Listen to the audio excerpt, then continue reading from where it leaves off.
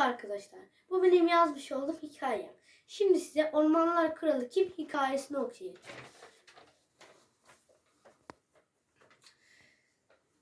Bir varmış, bir yokmuş. Ormandaki hayvanlar kral seçmek istiyorlarmış. Ve sürekli tartışıyorlarmış. Karga söze başlayarak dedi ki bence aslan olsun. Tavşan ve ceylan dedi ki aslan yok ki. Bulsak bile bizi yer. O zaman karga dedi ki bence fil olsun.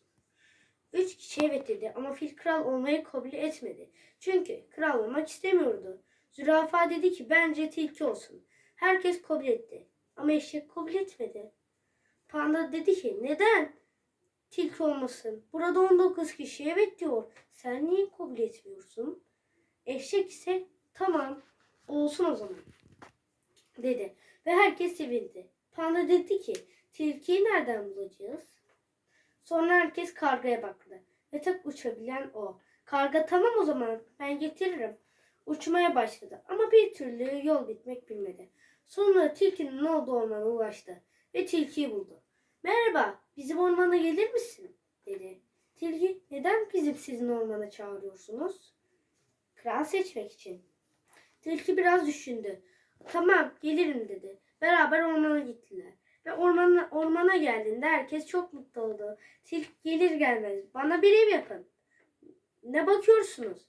Hadi. Herkes tilkiye ev yapmak için uğraştı. Artık tilkinin ormanda bir evi oldu. Artık gece oldu ve Ceylan çok korkmuştu. Sabah tilkiye canavar gördüğünü söyledi. Herkes çok şaşırdı. Tilki bu gece canavarı bulmaya gitti. Kendini ağaçların arasına attı.